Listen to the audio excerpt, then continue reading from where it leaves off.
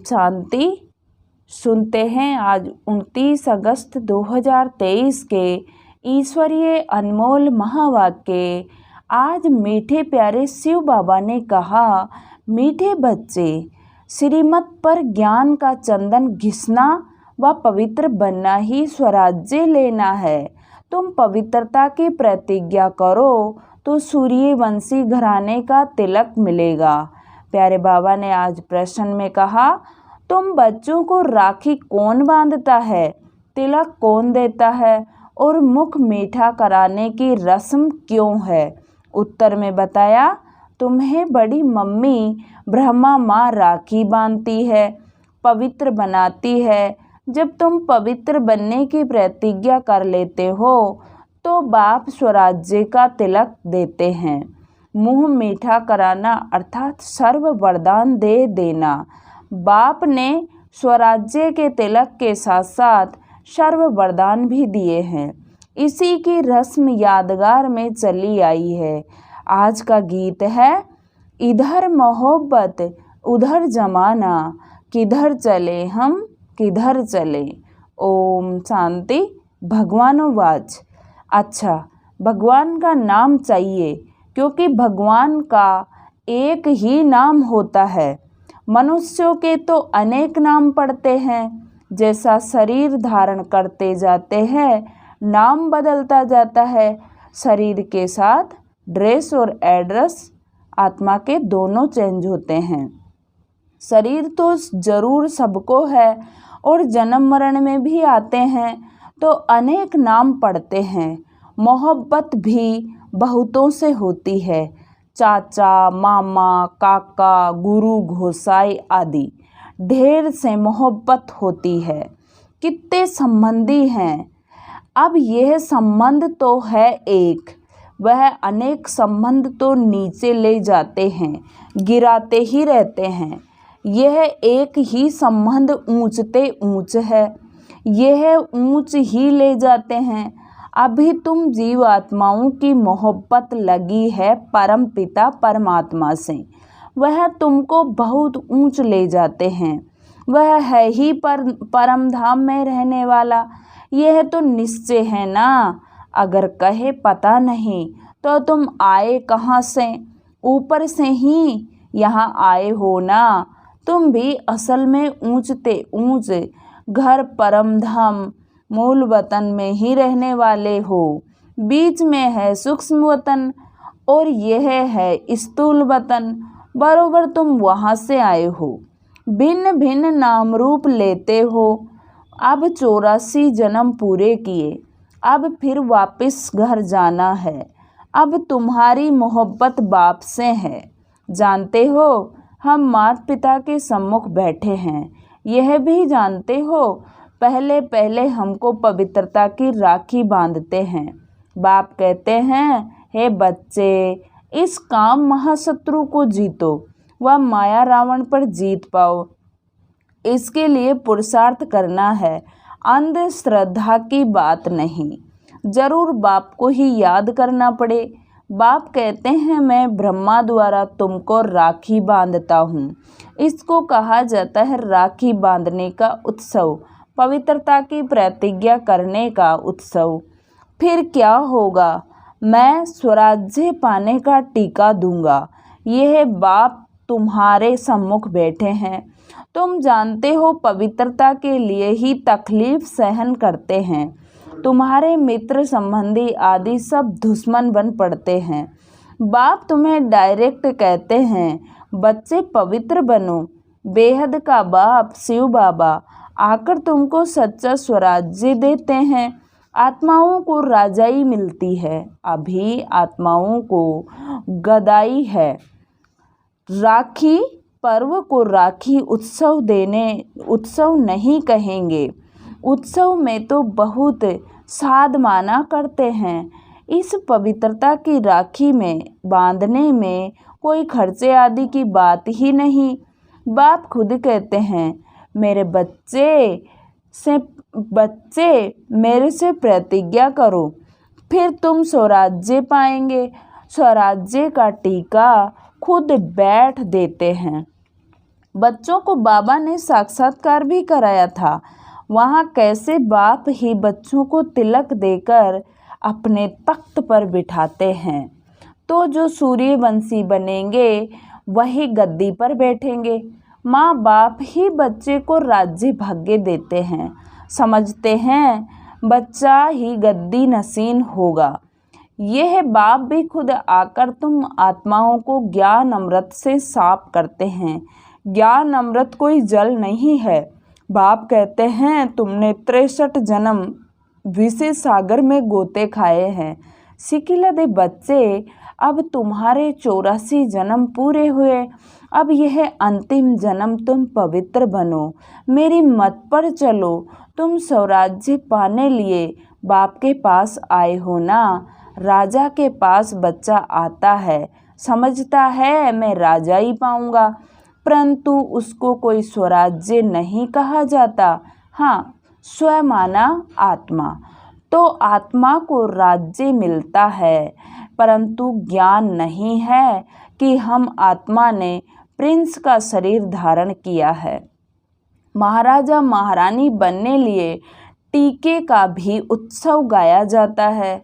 बच्चे ज्ञान चंदन घिसे पवित्र बने, श्रीमत पर चले तो बाप टीका लगाएंगे। बाप खुद तो राज्य नहीं लेते हैं, खुद गद्दी पर नहीं बैठते हैं। ऐसा बाप कभी देखा है जो बच्चों को गद्दी पर बैठाते हैं, खुद नहीं बैठते हैं। फिर बाबा ने कहा यह ब्रह्मा भी पुरुषार्थी है, शिव बाबा है पुरुषार्थ कराने वाला। यह अपनी बड़ाई कब भी नहीं करते हैं। शिव बाबा आकर इनको ही हीरे जैसा बनाते हैं। तो मुख्य बात है पवित्र रहना। भल घर में इकट्ठे रहते हो लेकिन पवित्र रहो। बाप ने यह रुद्र ज्ञान यज्ञ रचा है। यज्ञ हमेशा ब्राह्मणों द्वारा रचा जाता है। श्री कृष्ण कहे कि मैं यज्ञ रचता हूँ, यह हो नहीं सकता। तुम हो ब्राह्मण, ब्रह्मा की मुख वंशावली, तुम श्रीमत पर चल रहे हो। ब्रह्मा को श्री नहीं कह सकते हैं। यहाँ तो आत्मा और शरीर दोनों पतित हैं, तुम श्री बन रहे हो। श्री माना श्रेष्ठ बन रहे हैं। अभी तुमको श्री नहीं कहेंगे, अभी तुम श्रेष्ठ बन रहे हो। ऊंचते ऊंच बाप ही आकर तुमको श्रेष्ठ बनाते हैं, लक्ष्मी नारायण जैसा। ऐसा श्रेष्ठ 16 कला संपूर्ण मर्यादा पुरुषोत्तम तुमको बनना है। बाप पूछते हैं तुमको लक्ष्मी नारायण बनने का नशा है या राम सीता का नशा है? कहेंगे लक्ष्मी नारायण का नशा है, हम तो सूर्यवंशी बनेंगे ना। 2 कला कम, हम चंद्रवंशी क्यों बने? हम तो नारायण को अथवा लक्ष्मी को वरेंगे। तुम्हारे मम्मा और बाबा भी सूर्यवंशी बनेंगे। जगत अम्बा और जगत पिता दोनों सूर्यवंशी बनते हैं। तो तुम उनके बच्चे जो बाबा मम्मा कहते हो, तुमको भी पुरुषार्थ करना चाहिए। बाबा टीका भी लगाते हैं और मुख भी मीठा कराते हैं, अर्थात तुमको वरदान देते हैं ना। विजय का टीका लगाकर वरदान देते हैं कि तुम सदा ऐसा स्वराज्य पाएंगे, यथा राजा तथा रानी तथा प्रजा राज्य भाग्य भोगते हैं। परमपिता परमात्मा द्वारा एक ही बार राज्य स्थापन होता है। यह है ऑलमाइटी ऑथोरिटी का राज्य। वॉइसलेस दुनिया भी गाई हुई है। सर्वगुण संपन्न 16 कला संपूर्ण मर्यादा पुरुषोत्तम देवताएं कभी काम कटारी से हिंसा नहीं करते हैं। 63 जन्म तो तुम 1-2 पर काम कटारी चलाते आए हो। अमर लोक में काम कटारी नहीं होती। यहाँ काम कटारी से तुम पतित होते होते तमो प्रधान बन पड़े हो। फिर बाबा ने कहा अभी तुम बच्चे समझते हो, बरोबर बाप स्वर्ग की स्थापना करते हैं, भारत में ही जन्म लेते हैं बाप ने बैकुंठ की सौगात लाई है। आधा कल्प रंडियां मारते हैं। ओ गॉड फादर रहम करो, मेहर करो। भक्ति मार्ग में गाते हैं ना, सतयुग में थोड़े ही रंडियां मारेंगे। वहाँ तो सदैव सुख है। दुख में सिमरण सब करे, सुख में करे ना कोई। सुख में करे तो दुख काहे को होए। अनेक प्रकार के दुख होते हैं ना, देवाला मारते हैं तो कितना दुख होता है। बीमारी आदि होती है तो दुख होता है ना।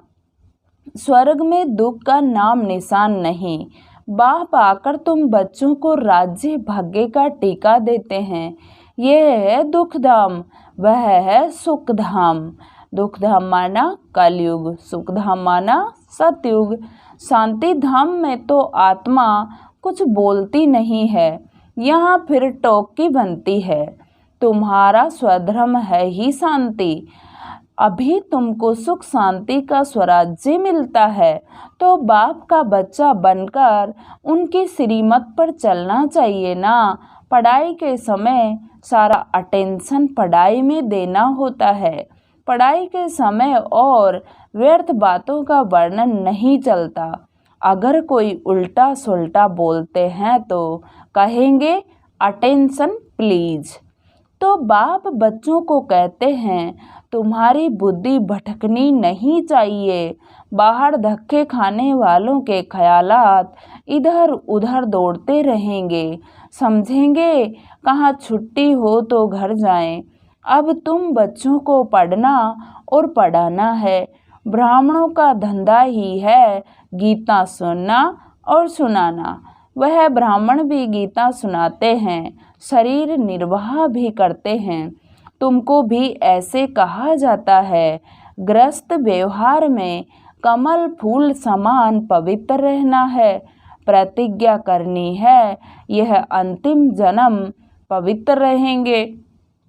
यह अपवित्र दुनिया विनाश होनी है। विनाश की तैयारी भी देख रहे हो। होलिका जलेगी। वास्तव में यह सब उत्सव इस समय के हैं। बाप तुमको तिलक देते हैं। तुम्हारी बुद्धि कहती है बाबा हमको सतयुग का, विश्व का मालिक बनाने लिए पढ़ाते हैं, अथवा स्वराज्य का तुम तिलक पाते हो। बाप ही तिलक देते हैं। यहाँ तो तुम सम्मुख बैठे हो। राज्य भाग्य वह लेंगे जो पवित्र रहेंगे। राखी का महत्व बड़ा भारी है।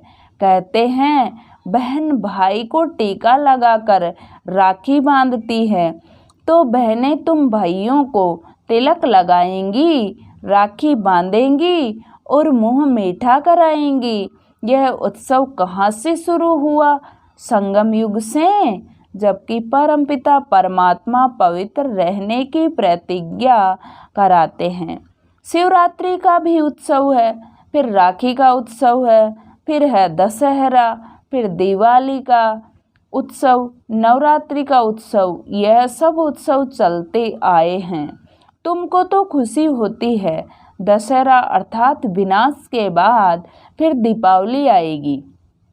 घर घर में स्वर्ग होगा। बाबा ने कहा तुम शिव बाबा की, ब्रह्मा विष्णु शंकर की, लक्ष्मी नारायण सीता राम आदि सबकी जीवन कहानी बता सकते हो। सारे चक्र को तुम जानते हो। बाकी 8-10 भुजाएं तो कोई को हो नहीं सकती। मनुष्यों ने कितने चित्र बैठकर बनाए हैं। इसको कहा जाता है waste of time, waste of money, waste of energy. अभी तुम जानते हो हम आए हैं स्वराज्य का वर्षा लेने। हम श्रीमत पर क्यों नहीं चलेंगे जैसे माता पिता चल रहे हैं? यह तो समझेंगे कि बाप है मनुष्य सृष्टि का रचयिता। बेहद का बाप है ना। कितने बच्चे एडॉप्ट करते हैं। प्रजापिता है ना। वह लौकिक बाप तो करके एक बच्चे को गोद में लेते हैं, उनको प्रजापिता तो नहीं कहेंगे ना। कई ऐसे भी होते हैं एडॉप्ट करते हैं, फिर बच्चा हो जाता है तो उस बच्चे पर जास्ती प्यार हो जाता है। गोद में लिए हुए बच्चे को फिर कम प्यार करते हैं। अब तुम तो समझते हो, हम ईश्वरीय गोद में जाते हैं, ईश्वर हमको टीका लगाएंगे। किसका? पवित्रता का।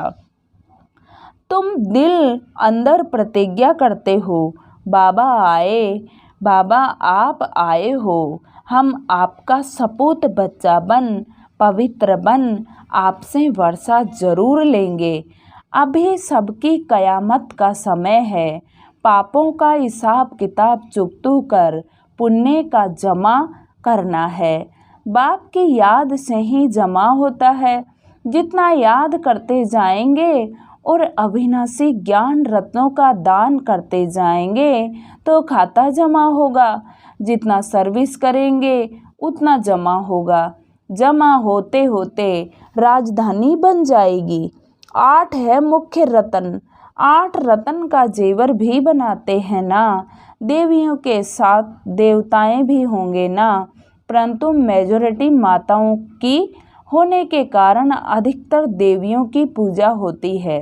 अच्छा, राखी कौन बांधते हैं? शिव बाबा खुद तुम्हारे सम्मुख बैठे हैं, तो शिव बाबा राखी भी बांधेंगे, तिलक भी देंगे, मुंह भी मीठा कराएंगे। इसका मतलब तुम भविष्य में सदा सुखी रहेंगे। तुम फिर बाबा को सौगात देते हो ना। क्या सौगात देते हो? अपना सब कुछ। तो बाबा कहते हैं, मैं फिर तुमको 21 जन्म का वर्षा देता हूँ। लेन देन का हिसाब है ना। बाबा सौदागर है। लेते क्या हैं और देते क्या है? कहते हैं ईश्वर अर्थ दान दिया, क्योंकि फिर डायरेक्ट जानते हैं ईश्वर भाड़ा देगा। बाप कहते हैं भक्ति मार्ग में भी तुमको भाड़ा देता हूँ, अभी फिर डायरेक्ट आया हूँ। तुमको कितना अविनाशी ज्ञान रत्नों का दान देता हूँ, तुम भी फिर औरों को दान करते हो। तुम तो सब भाई भाई हो। तुमको फिर यह बड़ी मम्मी राखी बांधती है, बाप तिलक लगाते हैं। ये माता पिता दोनों इकट्ठे हैं। माँ राखी बांधे, बाप तिलक दे, तो तुम राजा रानी बन जाएंगे। तुम्हारी मोहब्बत परमात्मा से है, जो भारतवासियों को तिलक देने आया है। भारत को स्वर्ग किसने बनाया? बाप आया है ना। श्री कृष्ण तो है रचना नंबर 1 और शिव बाबा है रचयिता नंबर 1। तो तुम बच्चों को खुशी का पारा नाखून से चोटी तक रहना चाहिए। अच्छा, मीठे मीठे सिकिल दे बच्चों प्रति माता पिता बाप दादा का याद प्यार और गुड मॉर्निंग। रूहानी बाप की रूहानी बच्चों को नमस्ते।